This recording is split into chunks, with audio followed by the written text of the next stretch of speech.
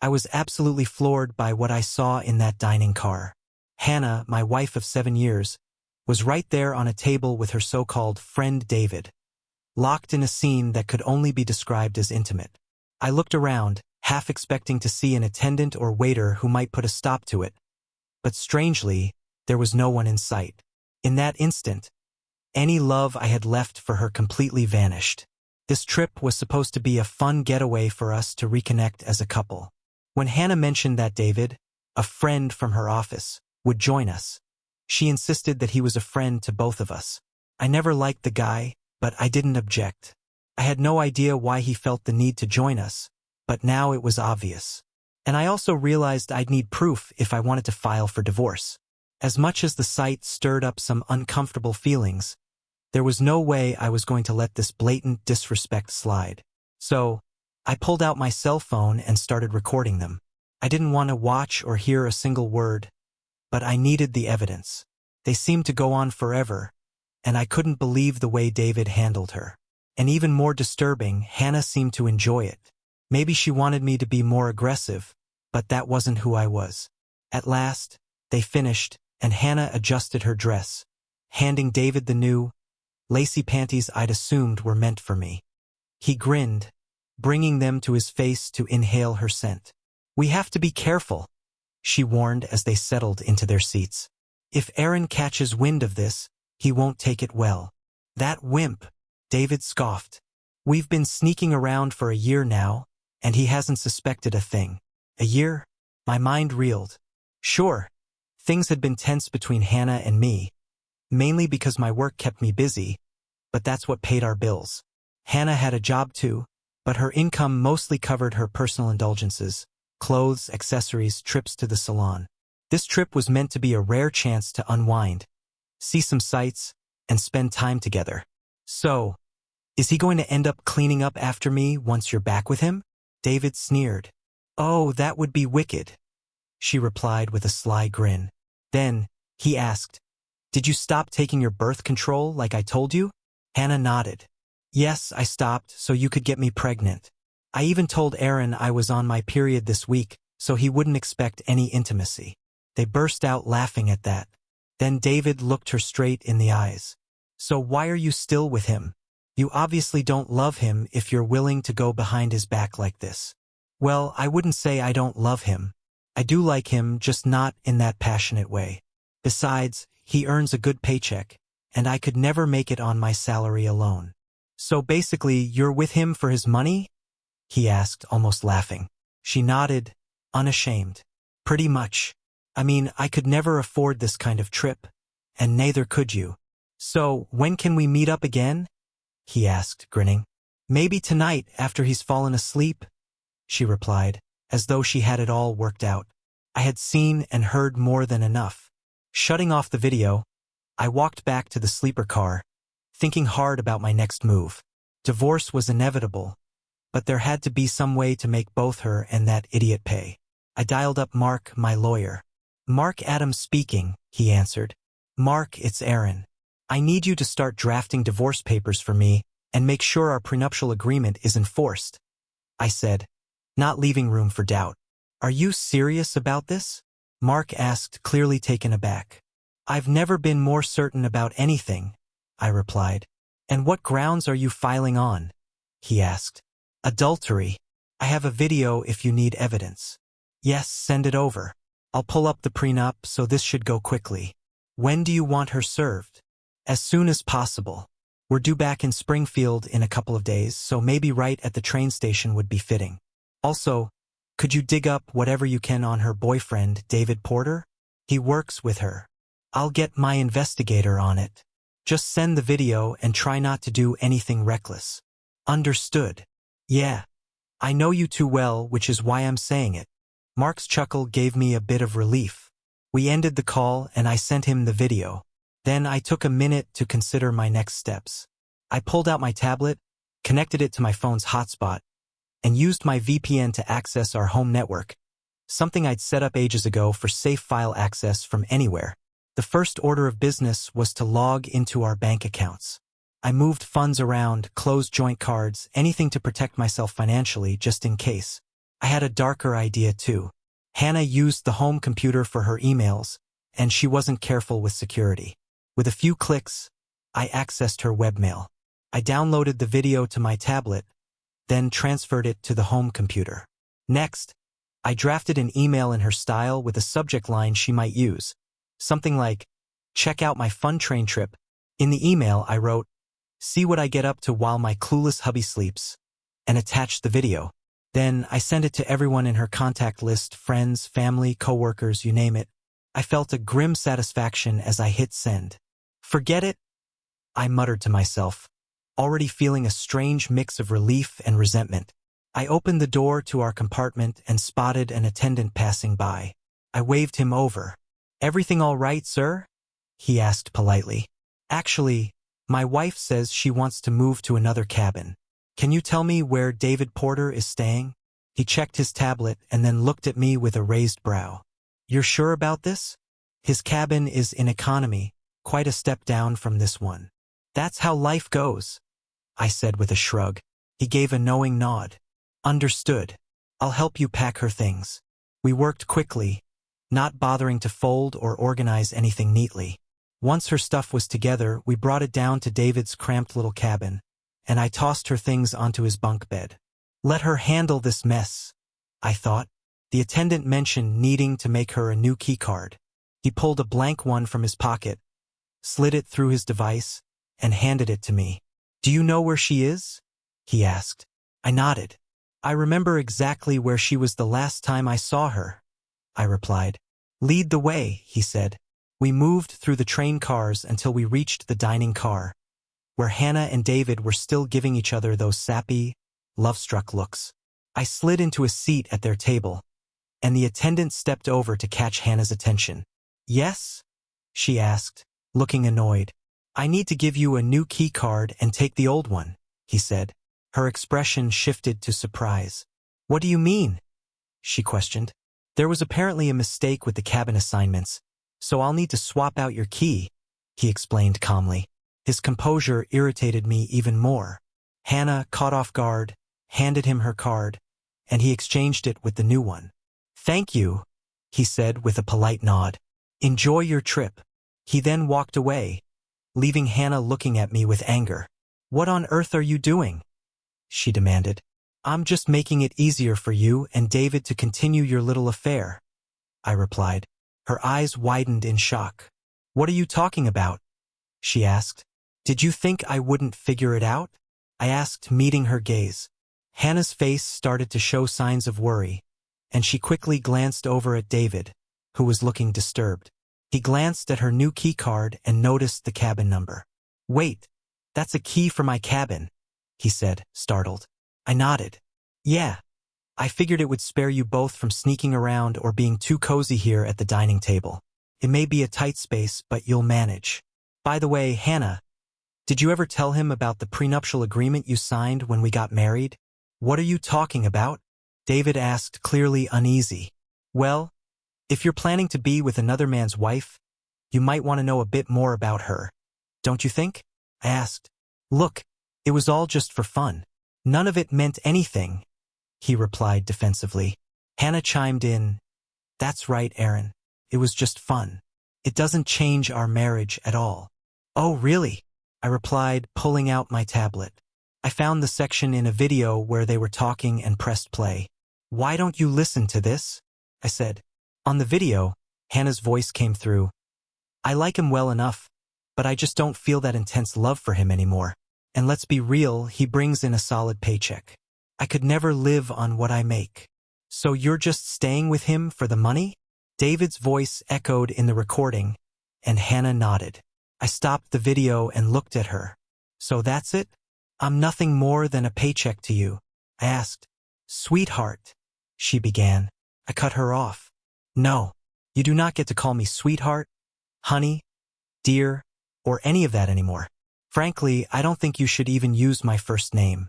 Mr. Blackwell is what you'll call me from now on. And since you don't really consider yourself my wife, I'll be taking these," I added, slipping her wedding and engagement rings off her hand. "Oh, and I'll also be needing this," I said. reaching into her purse and removing her house key from her oversized key ring. I took off my own wedding ring and placed it in front of David. Here, consider it yours. I don't need it anymore. As for the prenup she signed, I explained, looking David squarely in the eyes. It clearly states that if she's unfaithful, she forfeits everything. She'll get to keep her clothes and jewelry, but that's it. I doubt she'll be able to keep up the payments on her car, though. Thankfully, I put it in her name, so when the payments fall through, it'll be her credit that takes the hit. You jerk, he muttered, beginning to stand up. I quickly grabbed a fork and angled it toward his hand. He immediately sat back down. Don't try me, moron, I said coldly. Please, Hannah whispered, tears starting to fill her eyes. Mr. Blackweller, please don't go through with this. I swear I've learned my lesson. Can't we move past this? Can't you forgive me? She begged. No, I replied, rewinding the video back to the part where they discussed David getting her pregnant. I played it for both of them to hear.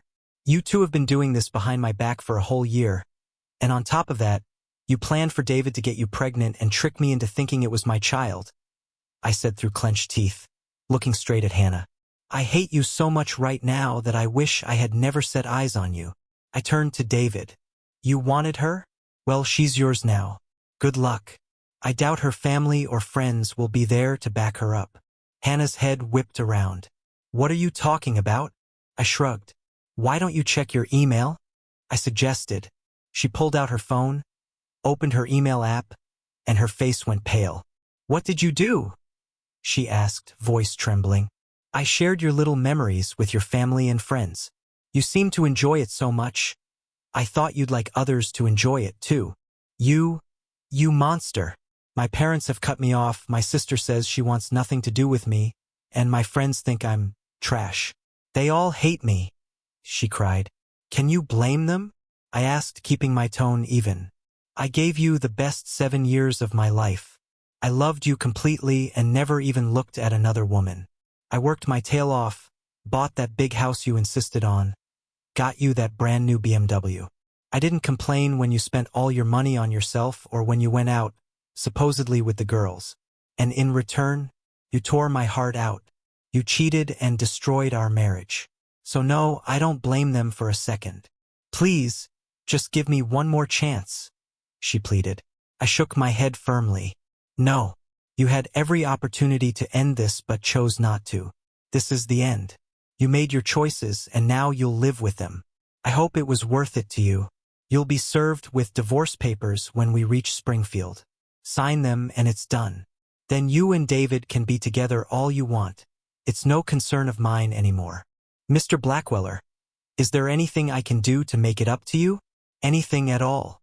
I stood there for a moment considering, then replied, Actually, there is 2 things, in fact. Her face brightened briefly, hope flickering in her eyes, until I turned and walked away. As I left, I fought back tears, making my way back to my cabin. After I closed and locked the door, my phone rang. Her parents were calling. They must have seen the video. Aaron, what on earth is going on? Edward, Hannah's father, demanded. Hi, Edward. I found out your daughter was sleeping with another man. I recorded the evidence and sent it to you. I'm filing for divorce under the terms of our prenuptial agreement. She'll be served as soon as we reach Springfield. I wanted you to understand why I'm doing this. Isn't there any way you could overlook this? He asked. Divorce. It's such a severe step. No, Edward. After hearing what your daughter and her lover said, there's no way I could ever get past the betrayal. To her, I'm nothing more than a paycheck. She even had the audacity to plan on having me raise another man's child. I replied, frustrated. So I heard you disowned her, I added. Not quite. I told her to give me one solid reason why I shouldn't disown her. I'm still waiting, he replied. Well, for what it's worth, I'm glad you had us sign that prenuptial agreement, I said. This probably isn't how you pictured things turning out, but you did me a huge favor. I'm sorry, Aaron. You're absolutely right, and you should know that I've come to love you like the son I never had. You're family to me, he said. Is there anything we can do to help? he asked. There is, actually. Do you still have that spare key to the house I gave you? Yes, we still have it, he replied. Could you rent a truck and clear her things out of the house? I won't be back in town for a couple of days, and I'd rather she not be there. I'll cover the rental costs. Sure, we can handle that. And what about her car? He asked. You can take that too, but she might not be able to keep up with the payments. Maybe you could show her how to budget, or she might need to trade it in for something affordable. I replied. Understood, he said. Aaron, I'm genuinely sorry about all this. None of this is on you, I said. We exchanged goodbyes and hung up. No sooner had I slipped my phone back in my pocket when it rang again. This time it was Hannah's cousin, Claire. I answered, What do you need, Claire? So, you finally know about Hannah? She asked. Yeah, I said, not in the mood for small talk. I take it you're planning to divorce that good-for-nothing woman? Of course, it's already in motion. Good. You know, I've always had my eye on you, she said playfully. Truthfully, I'd always found Claire to be incredibly attractive too, but my commitment to her cousin made her off limits. Well, I've definitely noticed you, I admitted. Claire had a habit of wearing short skirts and ripped shorts around me, and I'd be lying if I said it didn't get my attention. So, you have noticed, she laughed. Of course, I replied. Now that you've kicked the cheater out, maybe we could spend some time together? She suggested. Once the divorce is finalized, we'll see, I replied. Fair enough. I've waited 7 years. I can handle a few more months. Just wait. I'm gonna blow your mind and be there for you in every way. Talk soon, she said before ending the call. For the first time in days, I felt a glimmer of excitement. Maybe something good could come out of this mess after all. The next 2 days flew by. I spent most of the time on the phone and barely left my cabin to avoid running into the two of them. During this time, I got a call from Mark, who confirmed what I suspected. David Porter was a notorious womanizer with 2 divorces for cheating. His most recent ex-wife had even filed domestic abuse charges against him. I figured Hannah would end up with someone like that, but part of me hoped she'd wise up and walk away. Shortly before the train reached Springfield, there was a knock on my door. Who is it? I asked, staying on my side of the closed door. It's me, Hannah, she answered. What do you want? I said, unamused. I want my husband back, she sobbed. Too bad. I shot back. I want a loyal, loving wife, but I didn't get that, did I? Please, I made a mistake, she cried out. You went far beyond a simple mistake. Now, get lost before I call security. You're supposed to be sitting back in economy. Can't we just talk? She pleaded. No, get out of here. I don't want to see you ever again. I heard her crying as she walked away. A small part of me felt sad for her, but honestly, I didn't care. She had brought this all on herself through lies, infidelity, and disrespect. When the train pulled into the station, I looked around, half expecting to see them. Sure enough, Hannah and David were a few cars down, stepping onto the platform. Neither looked happy. Tough luck, I thought. Just then, a man approached Hannah and handed her a manila envelope. She opened it, took one look, and collapsed into tears. I couldn't help but smile as I walked to my car. When I got home, I noticed her car was gone, along with all her belongings, including a few pieces of furniture she'd brought with her when we got married. After unpacking my things, I went through the house, removing every picture that included her. I wanted no reminders of the woman who betrayed me. A couple of hours later, there was a knock at the door. Peeking out the window, I saw Claire standing there, looking incredible in those shorts. I opened the door, and she strolled in carrying a large dish that smelled like lasagna. She walked in with confidence and set the dish on the kitchen counter. As she turned back to me, I took in her outfit, a short t-shirt that just skimmed below her chest and shorts that were barely there. I wanted to make sure you had something good to eat. Wouldn't want you going hungry, she said with a playful smile. Thanks, Claire. I really appreciate it. Her eyes sparkled as she looked at me. Would you like me to stay and have dinner with you? I'd love that, I replied. I'll just go freshen up. You know where everything is. I quickly washed up and came back downstairs to find she'd set the table and poured us each a glass of wine. I pulled out a chair for her, admiring her shapely legs as she sat down. She served a generous portion of lasagna onto my plate, the dish steaming with layers of meat, cheese, and sauce. "This must have taken you a lot of effort," I remarked. She dished herself a smaller portion and looked at me with a smile. "I enjoy cooking, especially for someone I care about." The lasagna was just as delicious as it looked. I savored every bite, even wiping my plate clean with a piece of garlic bread. "Looks like you were hungry," she observed with a smile. "Can't let food this good go to waste. That was the best lasagna I've ever had." She leaned close, her eyes gleaming as she sat down on my lap. "I'm glad you enjoyed it.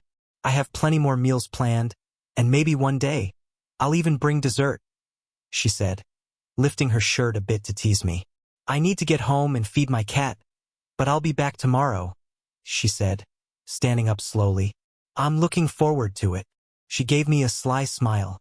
"This is just a preview of what's in store for you. I guess I'll have to keep myself entertained until the divorce is final." "Entertained, huh?" she laughed. "I like to imagine you being close with me when I use my little Aaron at home." "Little Aaron?" I asked, amused. "That's what I named my toy. Helps me get by until I can have you for real," she said, giving me a mischievous grin. "Well, here's hoping Hannah doesn't fight the divorce," I replied. We shared a lingering kiss before Claire left. Fortunately, Hannah didn't contest the divorce. She must have known I had every reason on my side, so she went along with it. From what I heard, both Hannah and David barely kept their jobs, but they managed to hold on. She eventually signed the papers and called to apologize, letting me know it was finalized. Mark gave me a call to confirm that the signed paperwork had been filed and that I'd officially be a free man in 30 days. Was I happy? I was relieved to be rid of a cheating spouse, but I still felt a little empty. I had dedicated years to loving her, picturing us retiring together with family around. That vision was gone now, and, on top of it, I felt frustrated that I hadn't found any way to get back at David. I had thought about filing an alienation of affection claim, but Mark advised it wouldn't be worth the effort. There were times I thought about confronting him physically, but jail wasn't something I was willing to risk. In the meantime, Claire came by every evening with something she'd cooked. We'd share meals together, and she even marked the days on my calendar, counting down until the divorce would be final. She was an expert teaser, leaving DVDs of herself in all kinds of playful poses and little video messages for me. Before long, the 30 days passed, and I received the final paperwork. My marriage was officially over. I half expected Hannah to reach out, maybe to say something spiteful or just to make one last scene, but I heard nothing. That same day, Claire knocked on the door, which caught me off guard since I'd already given her a key and told her she could come by any time. I opened the door, and there stood Claire on the porch, completely naked. I couldn't believe my eyes. I pulled her inside, and we instantly found ourselves in a heated embrace, my hands moving over her smooth skin as we kissed passionately. She kissed me back with equal intensity, tugging at my clothes until they were gone, too. Holding her close, I realized this was the woman I wanted in my life forever, and by the way she looked at me, it seemed she felt the same. Lying together, she turned on her side and looked deeply into my eyes. "I've always loved you, Aaron," she said softly. "I would never betray you the way my cousin did. I want to be right here with you for the rest of my life. Does that mean you'll marry me?" I asked, my voice hopeful. She smiled, throwing her arms around me. "Yes, I'll marry you, Aaron. I'll make you the happiest man alive." We kissed again, making love until we both drifted off to sleep, wrapped in each other's arms. A few days later, while Claire and I were lying in bed after another intimate moment, sharing a bowl of popcorn and watching a movie, my phone rang. I picked it up, recognizing Hannah's father on the other end. "Aaron," he said, his tone serious. "Joan's in the hospital." I sat up, caught off guard. "What happened?" "She's with him, David. He beat her badly, Aaron." I begged her to call the cops, but she wouldn't do it. Is she going to be all right? Eventually, but I'm worried she won't be if she keeps staying with him. Okay, we'll head over to check on her, I said. With her father? He asked, a bit surprised. Yeah, Claire and I replied. You've got Claire with you? He asked, clearly trying to piece it together. Yes. I wouldn't have made it through all this without her. Understood. I'll meet you at the hospital, he said, ending the call. After hanging up, I turned to Claire and explained the situation with Hannah and what I'd learned about David's violent history. We were both frustrated with Hannah for everything she'd done, but we didn't wish her harm. We quickly dressed and made our way to the hospital, where a nurse led us to her room. Nothing could have prepared me for how she looked. Hannah lay in the hospital bed, bruised and swollen. One eye was completely shut. Her face was covered in dark bruises. One arm was in a cast, and in 4 dripped fluid into her other arm. She moaned weakly as we entered. I wanted to reach out, to hold her, to reassure her, but I couldn't bring myself to do it. Mr. Blackwell, she whispered, her voice cracking as a tear ran down her cheek. I held up a hand. Aaron is fine, I said, keeping my distance. What happened? She took a shaky breath. David wanted to borrow my car to take out another woman, and I refused. He lost it and started hitting me, calling me every name you could imagine. I told him it was my car. I pay nearly half the payments myself, and there was no way I'd let him use it to impress someone else. He didn't stop until I threatened to call 911, and that's when he took off. I could hardly breathe, and my chest hurt so bad, so I called for an ambulance. Did you tell the police what he did? Claire asked, her voice firm. No, Hannah admitted, looking away. I was too scared. I thought if he got arrested, he'd come after me once he got out. I shook my head, struggling to make sense of it all. So, let me get this straight. You left to be with the guy you cheated on me with, and now he's stepping out on you? She sobbed, nodding slowly. Yes, I really messed up, didn't I? Claire spoke up, her tone compassionate yet firm. Yes, you made a terrible mistake, but you don't deserve this. What he did to you is a crime, and he needs to be behind bars. Hannah, I said, choosing my words carefully. Did you know he had a history of hurting people? I knew he could be a little rough, but no, not like this, she replied, tears streaming down her face. Claire wrapped her arms around Hannah, offering her cousin some comfort. Hannah glanced down and noticed the diamond ring on Claire's finger. Are you engaged? She asked, her eyes widening. Claire smiled and nodded. Yes, Aaron and I are getting married. Hannah's tears flowed freely as she clung to Claire. You're still my cousin, and I still love you, even though I think what you did to Aaron was incredibly foolish. Just then, Hannah's parents entered the room, their faces full of anger and concern. After we explained everything that had happened, her father, Edward, turned to Hannah with a determined look. All right, we'll stay here with you, and when you're discharged, you're coming back home with us. You'll stay until you're well enough to get back on your feet. Then he glanced at me and motioned for me to step into the hallway. What do you know about this Simpson guy? Edward asked as he looked me straight in the eye. I told him everything Mark had mentioned, detailing David's reputation and his abusive behavior. Edward nodded, his expression serious as he absorbed every word. And you're certain he works with Hannah? Yes, that's right, I replied. Edward nodded again, clearly making plans in his head. All right, he said finally. I'll handle Simpson. I won't give you all the details. It's better if you don't know. Just trust me on this. He paused, giving me a warm smile. So, what's going on between you and Claire? Well, she's been my rock through this whole thing, and we're engaged now, I said. Edward's smile widened as he nodded approvingly. I'm not surprised. I've always had a feeling she was fond of you. Congratulations. At least you're still family. Thanks, I said. Is there anything I can do to help with Simpson? Edward shook his head. No, I've got it under control. You're about to be a married man, and the last thing Claire needs is to have her new husband in jail. Just leave this to me. Edward walked down the hall, already on his phone, probably setting things in motion. I headed back into Hannah's room, where her mother looked up as I entered. "I'll stay with her tonight," she said softly. "Edward will arrange to pick up her things from that man's apartment." "Thank you for coming by," she added, giving me a grateful smile. "You're welcome," I replied, hugging her warmly. Hannah, looking up at me with tear-filled eyes, spoke softly. "I'm so sorry, Aaron," she said, her voice trembling, "for everything. Do you think you can ever forgive me?" I hesitated, then nodded slowly, aware of Hannah's mother and Claire watching us closely. "I think so," I said. "After all, we're still family." "Thank you," she whispered, a tear slipping down her cheek. I leaned in to hug her gently, giving her a light kiss on the forehead. "Take good care of him," Hannah told Claire, her voice full of emotion.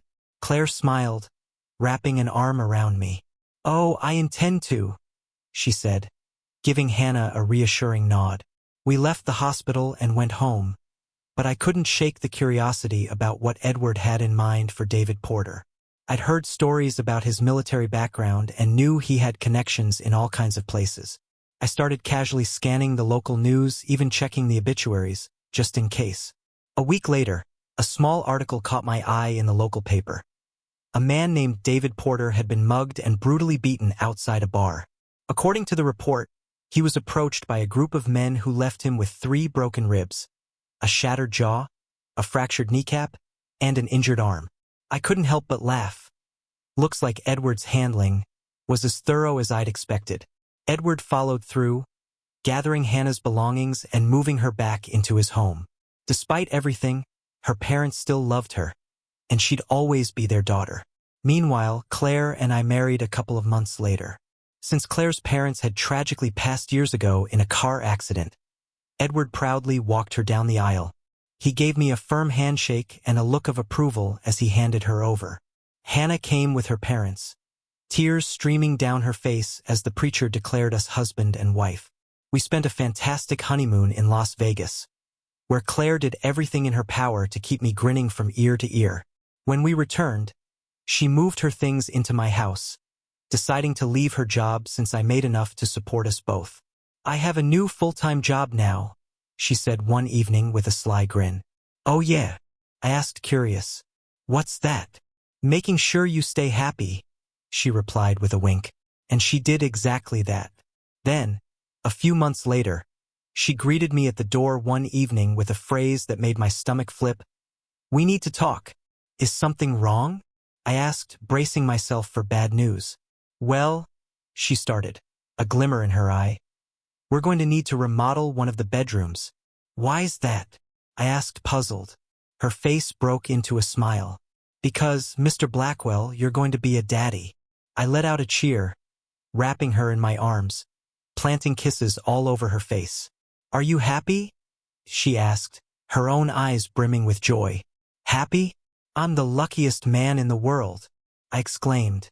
"Then how about you take me upstairs and show me just how happy you are, big guy?" she teased. And I did, over and over, until we were both breathless and laughing. Sometimes life really does hand you lemons.